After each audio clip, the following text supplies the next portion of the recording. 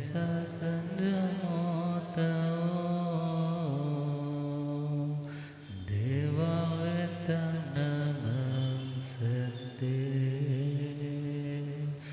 जस धामे सया मनो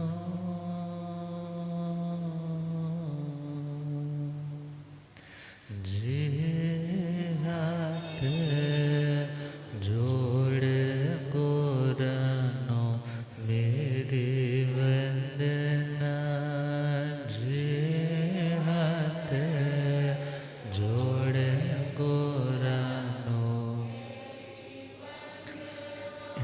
एक बार वंदना हजार बार वंदना एक बार वंदना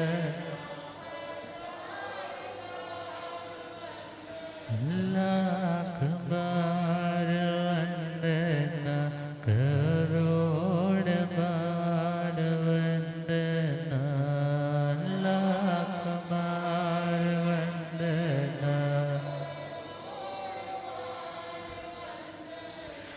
जे हाथ जोड़ गोरानो मेरे वंदना जे हाथ जोड़ गोरानो डगमग डोले नैया मेरे डगमग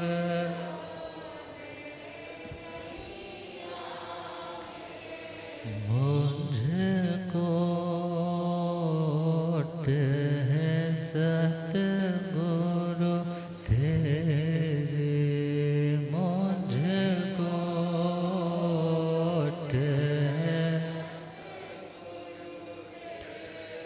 जे आसा भसा घर पार लंघना जे भसा घर जे हाथ जोड़ गोरानो मेरे वंदना जे हाथ जोड़ गोरानो अनंत आनंद शांति के निकेतन शासनपति श्रवण भगवान महावीर स्वामी के पावन चरणारविंदों में हार्दिक भावना वंदन नमन।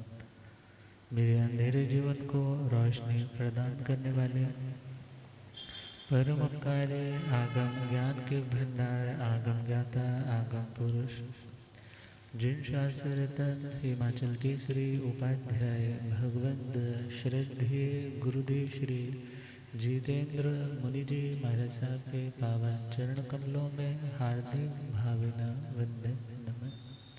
आदरणीय सेवाभावी श्री प्रशमित मुनि जी, धर्म सभा में उपस्थित धर्मानुरागियों, सुशीलवती माताओं एवं बहनों, हंसी पुण्योदय से भाग्योदय से आप सबको संतों का समागम और वीतरागवाणी श्रवण करने का सुअवसर प्राप्त हो रहा है। श्रवण कर रहे हैं प्रायश्चित के संबंध में। प्रायश्चित क्या है, प्रायश्चित क्यों स्वीकार करना चाहिए। श्रीमद् उत्तराधैर्य सूत्र 29वां अध्ययन सम्यक्त्व पराक्रम। प्रायश्चित ग्रहण करने में भी पराक्रम, शक्ति, जोर लगता है। हर व्यक्ति अपनी गलती को मानने के लिए तैयार नहीं हो पाता, कन्फेस करने के लिए, खुद को एडमिट करने के लिए तैयार नहीं होता। खुद को प्रिपेयर करना फॉर एडमिशन कि मैं गलत था, उसमें जोर लगता है और उस जोर का नाम भी, उस जोर का लगना भी कर्म की निर्जरा का हेतु बनता है। कर्म कटते हैं, इसलिए कहा गलती स्वीकार करना भी तपस्या है। गलती स्वीकार करना भी तपस्या है, और गलती की पुनरावृत्ति ना हो, दोबारा से रिपीट ना हो, और उस गलती से जो जिंदगी में सिंपल लैंग्वेज में कहें तो खड्डा हो गया है, जैसे बारिशें बहुत हुई है, जहाँ पर रेगुलर बारिश हुई तो वहाँ बहुत जगह सड़कें क्या हो गई, सड़कें खराब हो गई है, अब वहाँ पर खड्डे पड़ गए। अब जिंदगी के मोक्ष के मार्ग पर, शांति के मार्ग पर बढ़ने के लिए अब यदि खड्डे ही खड्डे होंगे तो गाड़ी ठीक तरीके से नहीं चल पाएगी। तो उस गाड़ी को ठीक तरीके से चलाने के लिए उन गड्ढों की भरपाई करना जरूरी है। तो उन गड्ढों की भरपाई करने का नाम है प्रायश्चित करना। क्या करना? अर्थात जब कभी किसी दोष का सेवन किया, वो कभी कभी अनजाने में व्यक्ति गलती करता है, और कभी कभी जानता है मगर मजबूरी ऐसी है कि उसे उस चीज़ का सेवन करना पड़ता है। कभी बीमारी के कारण उसे उत्सर्ग मार्ग से अपवाद मार्ग में आना पड़ता है। उत्सर्ग मार्ग जो सामान्य रास्ता है, जो सामान्य उसकी मर्यादा है, उसको फॉलो करना उसका धर्म है।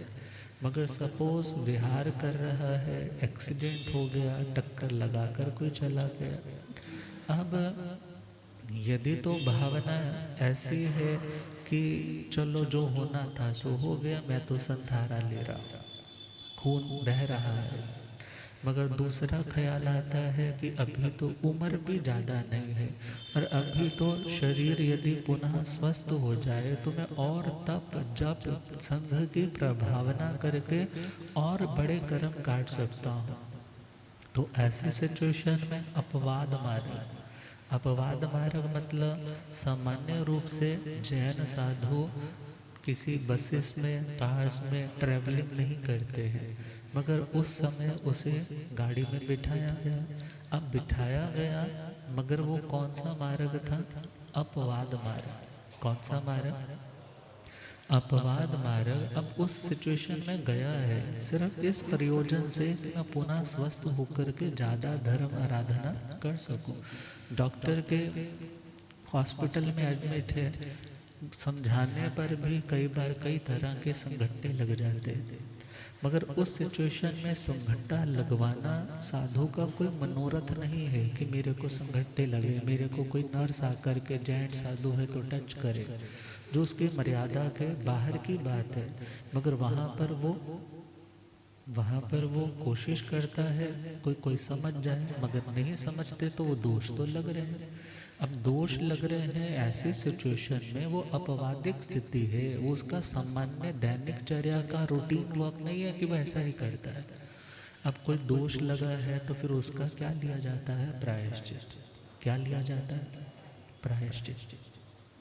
अब प्रायश्चित में गुरु महाराज अपनी संघीय व्यवस्था के अनुरूप कोई दीक्षा छेद देना है, या कुछ कायोत्सर्ग ध्यान, या कोई तपस्या, या किसी चीज़ का नियम करवाना है कि इतने टाइम तक ये नहीं लेना, या इतनी गाथाओं का स्वाध्याय करना, वो अपनी संघीय व्यवस्था के अनुरूप होगा। मगर आत्मा के ऊपर लगे हुए दोष की शुद्धि के लिए प्रायश्चित ग्रहण करना एक मोक्ष की अभिलाषा वाली आत्मा के लिए अनिवार्य है। तो परमात्मा से पूछा, पायाचित करणेण भन्ते जीवे किम जने, कि हे भगवान, यदि कोई आत्मा अपने द्वारा हो चुकी भूल को स्वीकार करके, क्योंकि भूल भी तो शूल के समान है। भूल किसके समान है? शूल के समान है। त्रिशूल बोल लो, शूल बोल लो, मगर जब शूल चुभेगा तो क्या होगा? जख्म होगा, इन्फेक्शन होगी तो वेदना भी होगी, पस भी पड़ेगी। मगर यदि उसे क्योर करना चाहता है, यदि उस भूल के शूल को निकाल करके उसकी ड्रेसिंग, उसकी मल्लम पट्टी, उसको पूरी तरह से रिकवर करना चाहता है, तो उसको डॉक्टर के पास भी आना होगा, बताना भी होगा, और जैसा मेडिसिन्स, जैसा कुछ कहा जाए, बार बार ड्रेसिंग करनी है, सब कुछ करना पड़ेगा। अब इसी प्रकार गलती हुई है, गलती को गुरु के सामने आकर स्वीकार करना, या उत्तम आत्माएं जो आगम व्यवहारी है, जीत व्यवहारी है, या जिन्होंने दोषों का सेवन नहीं किया, या कोई प्रायश्चित अभी उनके ऊपर नहीं चल रहा, ऐसे जो उत्तम आत्माएं हैं, जो प्रायश्चित विधि की ज्ञाता है, प्रायश्चित खंड खंड करके देना है, कि ये एक बार में इतना बड़ा प्रायश्चित नहीं ले पाएगा, ये भी उसके पास एबिलिटी होनी चाहिए। सामने वाला अपने उस दोष को बोल नहीं पा रहा है, अपने उस दोष को बोल नहीं पा रहा। कई बार लाइफ में फिजिकली ऐसी प्रॉब्लम्स हो जाती हैं जो हम हर किसी के सामने नहीं बोल पाते, मगर डॉक्टर्स के सामने भी शर्माएंगे, डॉक्टर को भी नहीं बताएंगे, तो हम अपनी तकलीफ से निजात कैसे पाएंगे। इसी प्रकार जिंदगी में जो जो गलती हुई है उसको गुरु के सामने बात करनी होगी। और यदि हम नहीं बोल पा रहे तो प्रायश्चित जो देने वाले गुरु हैं उनके अंदर ये भी एबिलिटी होनी चाहिए कि वो हमारी लज्जा को हटा सके, हमारे भीतर के भावों को बाहर निकाल करके हमारे प्रायश्चित में हमारा सहयोग कर सके, कि हमारे अंदर जो जख्म लग चुके हैं, जो दोषों के धब्बे लग चुके हैं, उनको क्लीन किया जा सके। तो प्रायश्चित करने से परमात्मा से पूछा, भगवान इस जीव के अंदर, आत्मा के अंदर ऐसा क्या पैदा होता है कि जिससे वो अपने दोषों से लड़ सकता है, दोषों को खत्म कर सकता है। तो परमात्मा कहते हैं, पायाचित कर्णेण पावकम विसोहि जणयि निरअय्यारे यावि भवै। प्रायश्चित ग्रहण करना, एक तो है गलती पकड़ी गई, एक है गलती पकड़ी गई, आप दोषी के रूप में कटघरे में खड़े हो और सामने से आपको दंड दिया जाता है, मगर प्रायश्चित में दंड लिया जाता है, प्रायश्चित में दंड लिया जाता है। वहाँ पर प्रायश्चित जो व्यक्ति ग्रहण कर रहा है वो तो स्वयं तैयार होकर के आया है कि भगवान मैंने यहाँ यहाँ यह गलती की है, वो गलतियाँ मुझे परेशान करती हैं, हैरान करती है, अंदर से भयभीत करती है। क्यों? किसी व्यक्ति को तो भय होता है इसी दुनिया का, किसी को भय होता है दूसरी दुनिया का, आने वाले आगामी भवों का, और किसी को डर होता है अपने ही कर्मों के, बुरे कर्मों के बुरे नतीजे का। तो इस लोक का भय भी हो तो भी व्यक्ति क्या सोचता है, मैंने ये गलती की है, मुझे एडमिट करना चाहिए, मैंने वहाँ से कोई चेन उठा ली थी तो मुझे जाकर के बताना चाहिए, भाई मैंने ये चीज़ की थी, मैं माफ़ी चाहता हूँ। मगर इतना कैलिबर, इतनी हिम्मत जुटाना हर किसी के बस की बात तो नहीं होती है। अब गुरु के समक्ष आकर के अपनी गलती को स्वीकार करना और अपनी आत्म शुद्धि के लिए उस दंड की याचना करना कि जो उचित दंड बनता है मैं अपनी आत्मा को सीधे रास्ते पर लाने के लिए, ग्रहण करने के लिए तैयार हूँ। क्योंकि वो जानता है कर्म ने तो फल देना है, मगर यदि वो ज्ञान पूर्वक तप ग्रहण करके उस कर्म को काट लिया जाए तो आने वाले भविष्य में वो कर्म हमें तंग नहीं करेगा। तो परमात्मा कहते हैं प्रायश्चित करने से पाप कर्मों की विशुद्धि होती है। पाप कर्मों की विशुद्धि का मतलब है विशेष रूप से शुद्धि होना। शुद्धि का मतलब क्लीन होना। सपोज करो कपड़े पर कोई दाग लगा है, खून का दाग लग गया है, पानी से धोया है तो कुछ हल्का तो हुआ है वो दाग, मगर पूरा क्लीन। फिर आपने साबुन से धोया तो क्लीन तो हुआ, मगर फिर भी लग रहा है कुछ मैलापन अभी बाकी, कुछ उसका निशान दिख रहा है। फिर उसको आपने और किसी विशेष डिटर्जेंट पाउडर में, सर्फ एक्सेल में, टाइड में, हाँ आज के टाइम में जो जो भी है, तो उसमें और डिप करके रखा तो दाग क्या हो गया, स्याही का हो और किसी चीज़ का हो, मगर उस कपड़े को विशेष रूप से निर्मल बनाना, शुद्ध बनाना, क्लीन बनाना, उसका नाम है विशुद्धि। उसका नाम क्या है? एक है सामान्य रूप से किसी को क्लीन करना, दिस इज शुद्धि, और विशेष रूप से किसी चीज़ को शुद्ध बनाना, उसका नाम है विशुद्धि।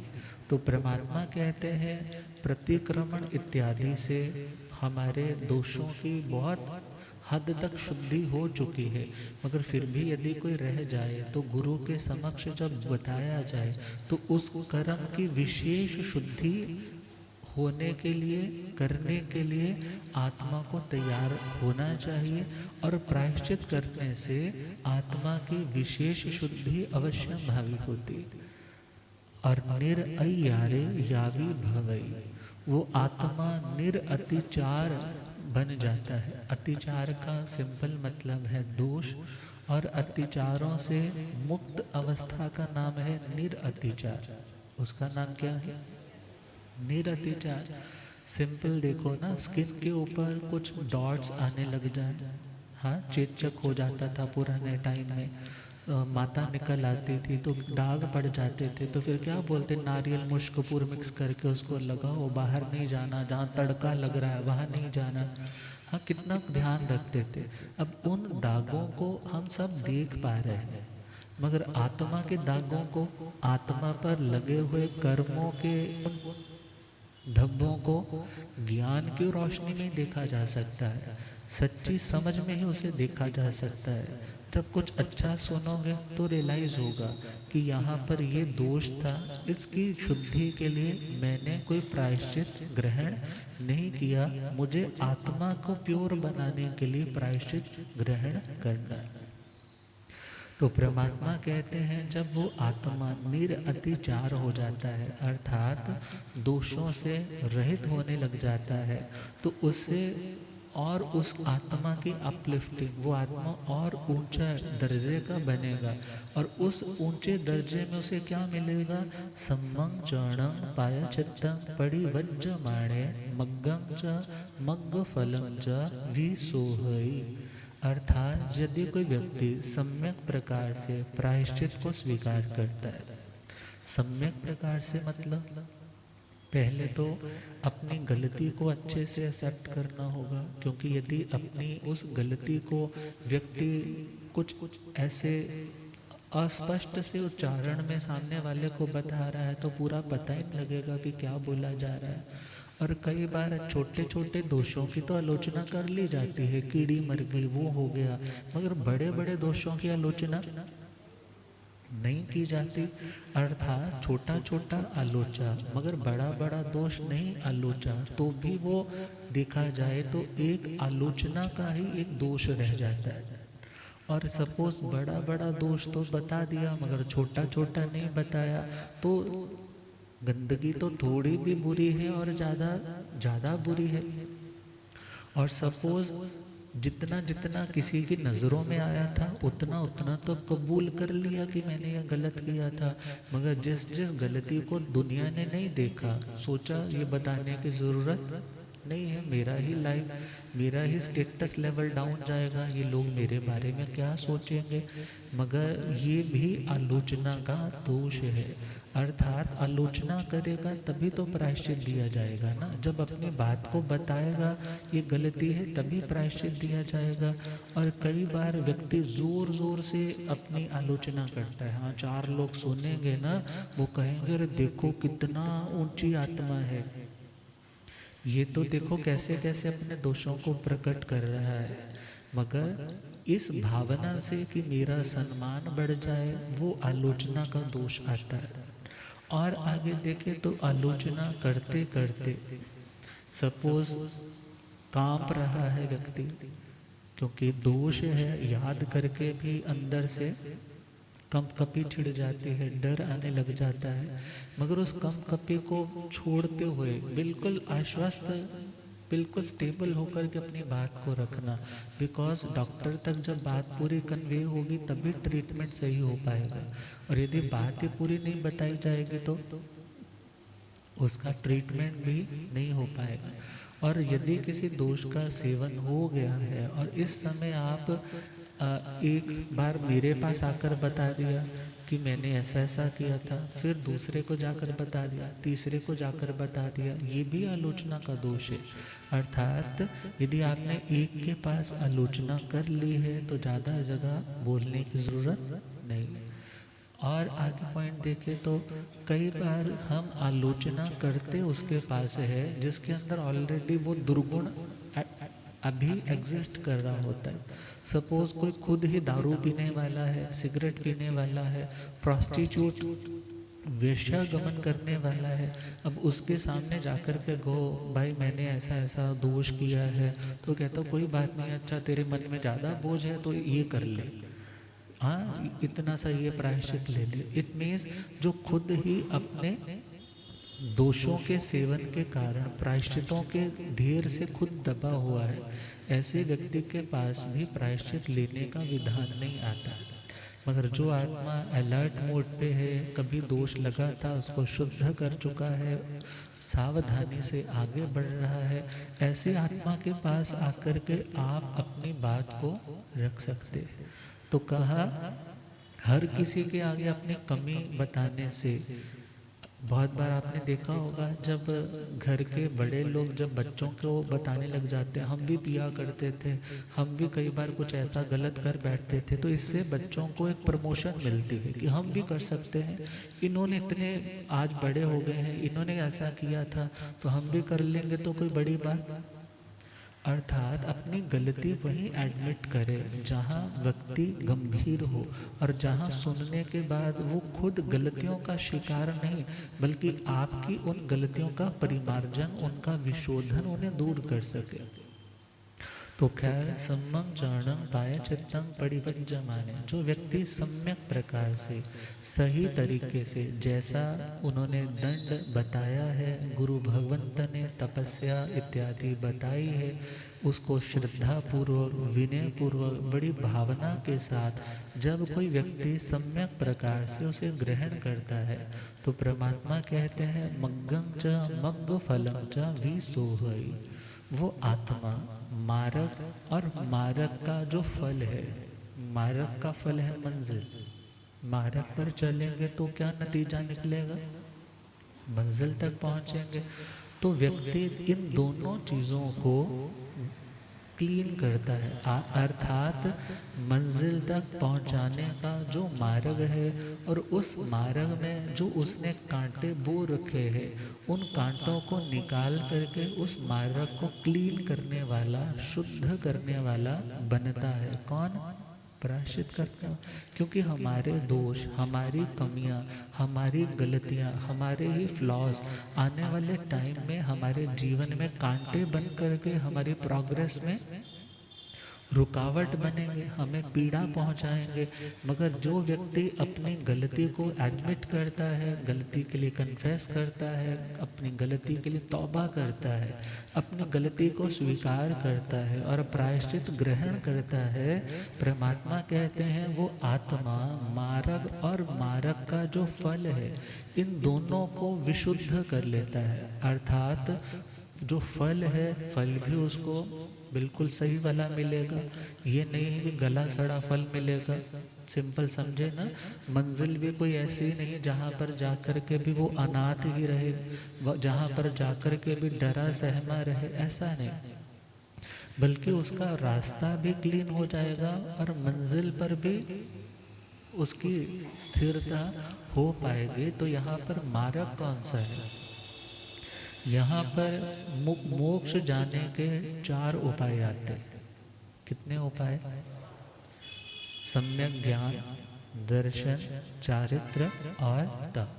आचार्य श्री उमा स्वाति जी के तत्वार्थ सूत्र के अकॉर्डिंग चले तो सम्यक दर्शन, ज्ञान, चारित्राणि मोक्ष मार्ग।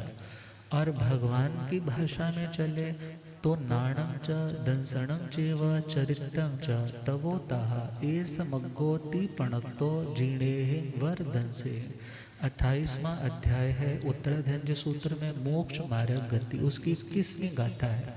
वहां पर फरमाया है नाणं च दंसणं चैव, ज्ञान और दर्शन, ज्ञान और दर्शन, चरित्रं च तवोताः, चारित्र और तपस्या। चारित्र अर्थात यहाँ चारित्र का मतलब है आने वाले कर्म को रोकना। यहाँ पर चारित्र का मतलब है कर्म की इनकमिंग को रोकना, और तपस्या का मतलब है जो ऑलरेडी कर्म आ चुके हैं उन्हें निकालना। और यदि किसी जगह पे चारित्र तप, ये 2 वर्ड नहीं 1 वर्ड बोला जाता है, सम्यक दर्शन ज्ञान चारित्राणि मोक्ष मार्ग, तो वहाँ चारित्र कहने से तप को भी ग्रहण करना है। वहाँ चारित्र कहने से, समझ आ रहा है, चारित्र कहने से तप को भी ग्रहण करना है। तो मोक्ष कोई स्थान नहीं है वैसे, स्थान तो चलो स्थान की दृष्टि से जब आत्मा कर्मों के बोझ से मुक्त हो जाती है तो उस लोकाग्र में पहुंच जाती है। मगर उस लोकाग्र में तो देखा जाए तो 5 स्थावर, और वो भी कौन से जो सूक्ष्म है, वो तो पूरे लोक में ठसाठस भरे पड़े। तो ऐसे स्थानों पर तो आत्मा कर्मों के साथ तो अनंत बार जा चुकी है। कितनी बार? अनंत बार। मगर कर्मों से मुक्त होकर के उस लोकाग्र का, लोक के शिखर भाग का कभी स्पर्श नहीं किया। अर्थात आत्मा यदि चाहती है कि मैं कर्मों से मुक्त हो पाऊं, तो परमात्मा कहते हैं उसे ज्ञान की आवश्यकता है, उसे श्रद्धा की आवश्यकता है, उसे चारित्र रूप संवर की आवश्यकता है, और उसे तप रूप निर्जरा की आवश्यकता है। ये चारों मिल करके, अकेला कुछ नहीं कर पाएगा, मगर सारे मिल करके आत्मा की उस मुक्त अवस्था को प्रकट करने में सहयोग देते। आत्मा की निश्चय जो अवस्था है, मुक्त अवस्था, सिद्ध अवस्था, कर्मों से सदा सदा के लिए निवृत्त होने की अवस्था, जिसे निर्वाण कह दिया, उस अवस्था तक पहुंच पाता है। तो उस अवस्था तक पहुंचने का जो उपाय है, जो रास्ता है, जो मेथड है, जो रेमेडी है, जो मार्ग है, उसका नाम यहाँ पर क्या है? उसका नाम क्या है यहाँ? मार्ग। उसी का नाम क्या है यहाँ? मार्ग। मोक्ष और मार्ग। मोक्ष मंजिल है और मार्ग वहां तक पहुंचाने का रास्ता है, विधि है। तो यहाँ पर लाइन आई है, जो व्यक्ति प्रायश्चित ग्रहण करता है, प्रायश्चित ग्रहण करने वाला मार्ग और मार्ग के फल का विशोधन करता है। तो यहाँ 2 वर्ड है, पहला मार्ग, दूसरा मार्ग का फल। तो सिंपल लैंग्वेज में समझें, यदि हम अपनी गलती को एडमिट कर रहे हैं कि मेरे से ये गलती हुई है, मतलब हम अपनी गलती को सही नहीं मान रहे। हमने जो कुछ गलत बोला, गलत किया, गलत सोचा, हम ये मानते हैं कि इससे आत्मा इम्प्योर हुई है, इम्प्योरिटी आई है, मगर मुझे इस इम्प्योरिटी को क्या करना है? अलग करना है। अर्थात हम जब किसी चीज़ को गलत समझेंगे तभी उसको छोड़ेंगे ना। यदि हम किसी चीज़ को गलत समझते ही नहीं है तो उसको छोड़ भी कैसे पाएंगे? क्योंकि गलत चीज़ को छोड़ने की जो पूरा भूमिका है, पूरा भूमिका मतलब उससे जो पहले का आधार है वो क्या है? हमारी सोच भी तो वैसी हो ना कि ये गलत है, मुझे इस गलत को छोड़ना है। तो पहला पॉइंट है मग्गंग। मग्गंग का मतलब है मार्ग। यहाँ मार्ग का मतलब है हमारी श्रद्धा, हमारा विश्वास, हमारी रुचि, सिंपल में कहे हमारी सोच, हमारा बिलीफ सिस्टम, हमारा विचार, हमारे विचारों की शुद्धि हो जाती है, हमारी सोच, हमारी मेंटेलिटी शुद्ध हो जाती है। कब? जब हम प्रायश्चित ग्रहण कर रहे हैं, इट मीन्स हमें इस बात का एहसास है ये गलत था, यह गलत था, अब मैं ये प्रायश्चित ग्रहण कर रहा हूँ, इसको फॉलो कर रहा हूँ। इट मीन्स मेरे मन मस्तिष्क के ऊपर, सोच के ऊपर यदि कोई पर्दा आ रहा था, वो पर्दा क्या हो गया? हट गया। मेरा नजरिया, मेरी विजन करेक्ट की करेक्ट दोबारा से बन गई। किसके माध्यम से? प्रायश्चित ग्रहण करने से। यदि प्रायश्चित नहीं ग्रहण कर रहे हैं तो धीरे धीरे हमारा विश्वास, हमारा बिलीफ सिस्टम, हमारी सोच वो विकारों से ग्रसित ही रहेगी। हम अपनी सोच को भी प्योर नहीं कर पाएंगे। तो अपनी सोच को प्योर करने के लिए भी हमें क्या करना होगा? सोच बोलो, संस्कार बोलो, माइंड की प्रोग्रामिंग, रीप्रोग्रामिंग करनी है तो पहले गलत डाटा को डिलीट भी तो करना होगा। कोई वायरस आया है तो एंटीवायरस भी तो डालना होगा। तो अपनी गलती को एडमिट किया है, गलती को हटाने के लिए प्रायश्चित धारण किया है, तो उससे पहला काम क्या होगा? हमारी सोच क्लीन हो जाएगी। हमारी सोच क्या होगी? क्लीन हो जाएगी। गलती को गलती मानेंगे, सही चीज को सही मानने लग जाएंगे। और इसका फल क्या होगा? क्योंकि मग्गं च मग्ग फलम च विसोहै, मार्ग और मार्ग का फल, अर्थात यदि हम मंजिल तक पहुंचना चाहते हैं तो हमें हमारी दृष्टिकोण का ठीक होना, हमारी विजन का क्लीन होना भी जरूरी है। तो पहला पॉइंट है मार्ग, मीन्स हमारी श्रद्धा, हमारा विश्वास, हमारी सोच, हमारे विचार, हमारा थॉट प्रोसेस निर्मल हो जाता है। किसके माध्यम से? प्रायश्चित ग्रहण करने से। दूसरा पॉइंट है हमारा ज्ञान निर्मल हो जाता है। क्या निर्मल हो जाता है? नॉलेज हर व्यक्ति के पास कुछ ना कुछ होती है, मगर उस नॉलेज को एक तरह से पॉजिटिव रूप में यदि क्रेडिट दिया जाए कि तुम्हारा ज्ञान भी सच्चा है, वो कब दिया जाता है? जब व्यक्ति का श्रद्धान सच्चा होता है, जब व्यक्ति की सोच ठीक होती है तो कहा जाता है तुम्हारी नॉलेज का फायदा है। और यदि किसी की सोच अच्छी नहीं है तो क्या बोलते हैं? ऐसी पढ़ाई का क्या फायदा जब तुम्हारा विचार ही अच्छा। अर्थात प्रायश्चित ग्रहण करने से हमारी सोच में बदलाव आता है। गलत के स्थान पे हमारी सोच पुनः ठीक होने लग जाती है। और हमारा ज्ञान, हमारे पास जो नॉलेज है, वो नॉलेज भी किससे नवाजी जाती है? सम्यक ज्ञान से। अर्थात जानकारी तो थी, मगर हमारी जानकारी भी अब सम्यक कहलाती है। बिकॉज जब सोच ठीक हो गई है तो अब हम अपने ज्ञान का दुरुपयोग नहीं करेंगे, बल्कि उसका क्या करेंगे? सदुपयोग करेंगे। वरना इंटेलेक्चुअली शार्प तो बहुत थे, दिमाग बहुत था, मगर तरकीबें गढ़ते थे अपनी गलती को छुपाने की और दोबारा से गलती कैसे करनी है उसका जाल बिछाने की। मगर जब प्रायश्चित ग्रहण किया तो अवेयरनेस आई, अलर्टनेस आई, सावधानी आई, दृष्टि शुद्ध हो गई और ज्ञान भी हमारा क्या हो गया? शुद्ध हो गया। क्योंकि यहाँ पर सम्यक दर्शन को पहले रखा है और ज्ञान को बाद में रखा है। और मार्ग किसको बोला? सम्यक दर्शन को। मार्ग का फल मीन्स मंजिल किसे बोला? ज्ञान को। यदि हमारा सोच सही है तो हमारी नॉलेज का इम्प्लीमेंटेशन भी राइट डायरेक्शन की तरह हो पाएगा। अब विचार करना है, मार्ग तो कई तरह के होते हैं। पैदल चलना है तो स्थल का, सड़कों का रास्ता है। नदी पार करनी है तो पुराने टाइम में लक्कड़ के पुल होते थे। और यदि सपोज बैम्बूस को जोड़ करके भी उन्होंने ब्रिज बनाया होता था। अब ये सारे, कोई हवा का रास्ता है, वहाँ पर हवा में भी जाना है तो उनके भी ट्रैक्स बने हुए हैं, कैसे कैसे बढ़ना है। अब ये मार्ग तो है द्रव्य मार्ग। ये मार्ग कौन से है? द्रव्य मार्ग, मगर भाव मार्ग का मतलब जो आत्मा को अपने मोक्ष रूपी मंजिल तक पहुंचाने में सहयोग देते हैं, उस मार्ग का नाम है भाव मार्ग। यदि गलती है तो गलती को स्वीकार करना है, और गलती को और गलती के कारण जो धब्बे लगे हैं उनको क्लीन करना है, तो प्रायश्चित ग्रहण करना पड़ेगा।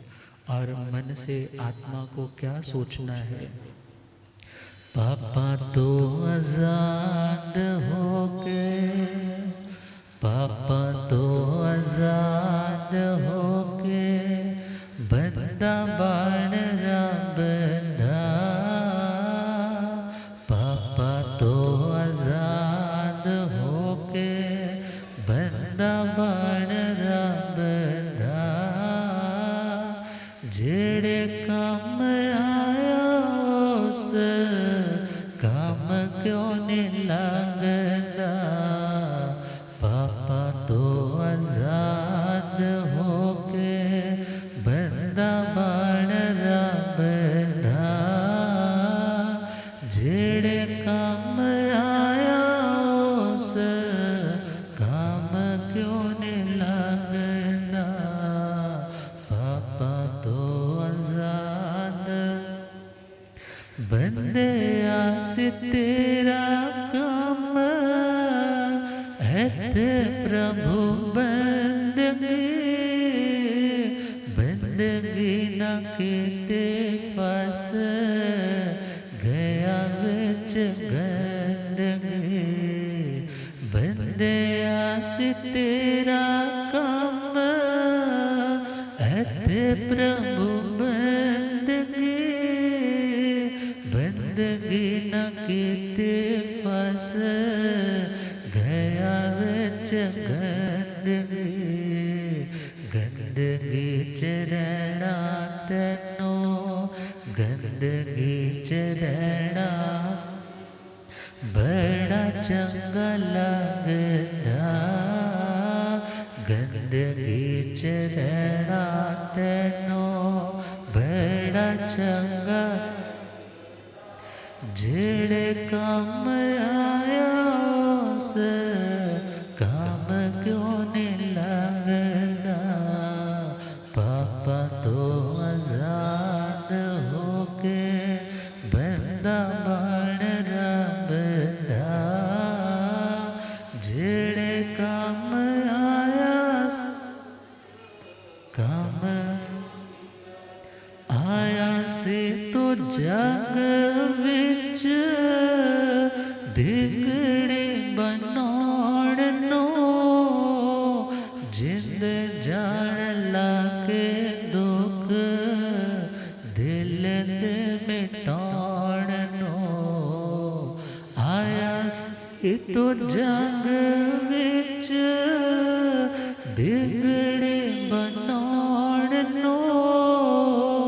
जिंद जान लाके दुख दिल दे मिटाउण नो।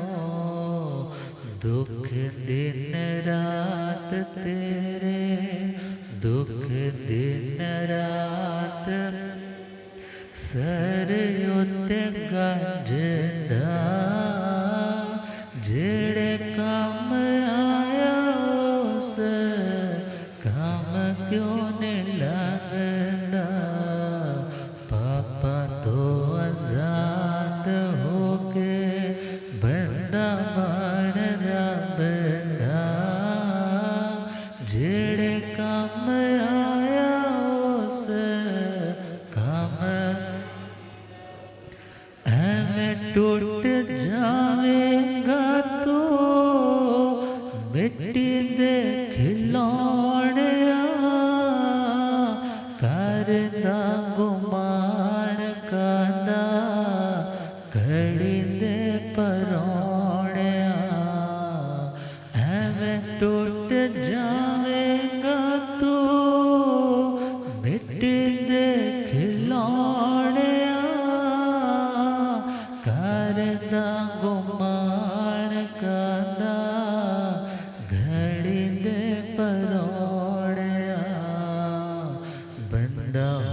के मंदा काम, बंदा हो के मंदा काम, तेनू नहीं सजदा, जेड़े काम आया उस काम क्यों नहीं लगदा। पापा तो आजाद होके बंदा बन, जेड़े काम आया उस काम क्यों नहीं लगदा। पापा तो आजाद।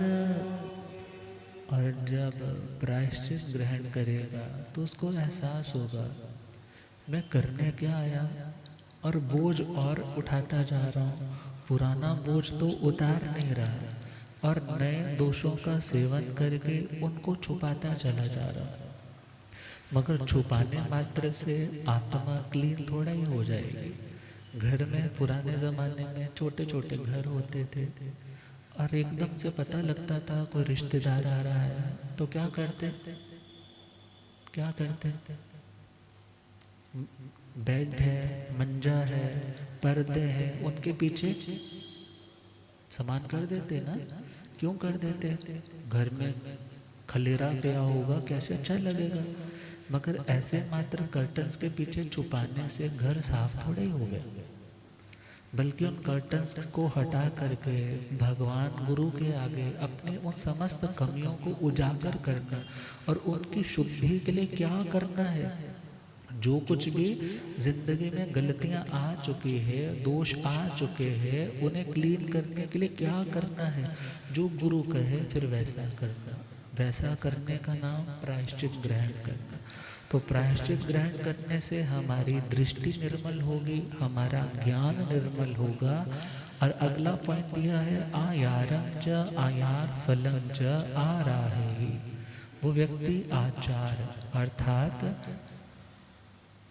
चारित्र और तप, उसके तप और चारित्र भी निर्मल हो जाएंगे। तप और चारित्र भी निर्मल हो जाएंगे और उनका जो फल है, तप का चारित्र का फल क्या है? मोक्ष। क्या फल है? और वो आत्मा फिर मोक्ष की आराधना, मोक्ष मार्ग पर बढ़ता हुआ मोक्ष तक पहुंच पाएगा। मगर यदि गलती को मानेगा ही नहीं, गलती को समझेगा नहीं, गलती को दूर करने का प्रयास ही नहीं करेगा तो कैसे आगे बढ़ पाएगा। पूज्य घोर तपस्वी श्री मिश्री लाल जी महाराज, प्रसंग आता है कि उन्होंने एक बार संघ की एकता के लिए 6 महीने से भी ज़्यादा उपवास कर लिया। कितनी तपस्या? 6 महीने से ज़्यादा। और जब 6 महीने से तपस्या बढ़ गई तो मन में आया कि इतनी तपस्या तो भगवान ने नहीं की। क्या मन में आ गया? गुरुदेव पधारे, हो राम मेरा साथ गुरु बन के आया,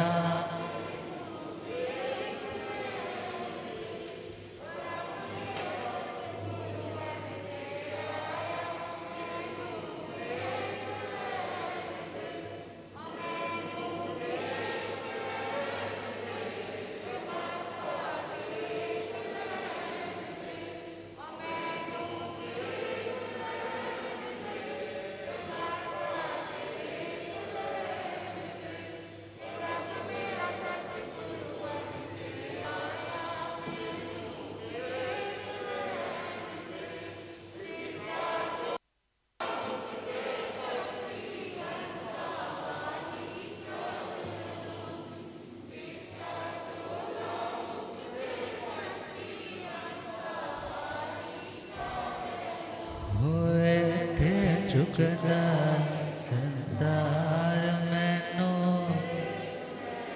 होए थे चुकना संसार मैनो, हो रब मेरा सतगुरु बन के आया मैनो। बुलियागम ज्ञाता आगम पुरजन शास्त्र कंध हिमाचल केसरी उपाध्याय भगवंत श्रद्धे गुरुदेव श्री जितेंद्र मुनि जी।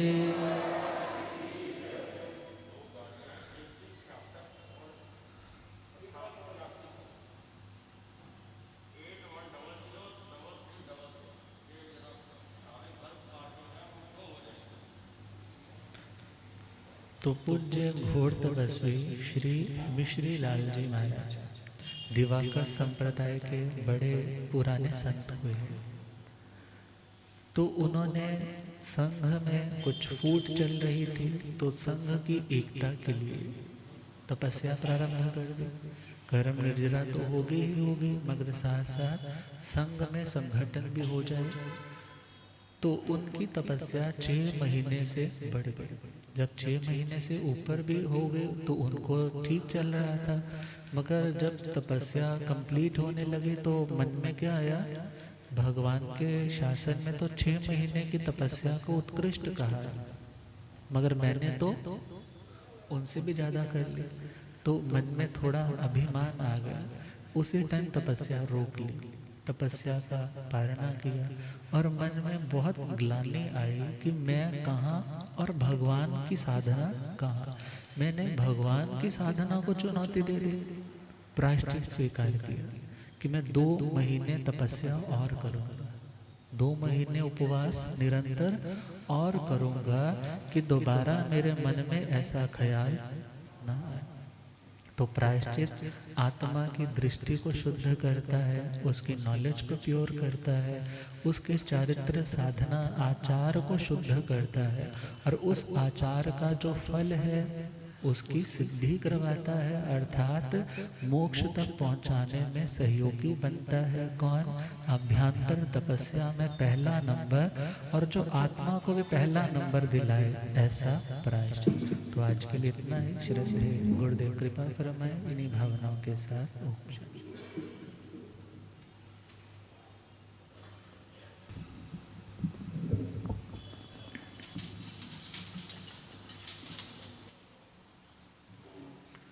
जेण वर्णे अनुरक्ता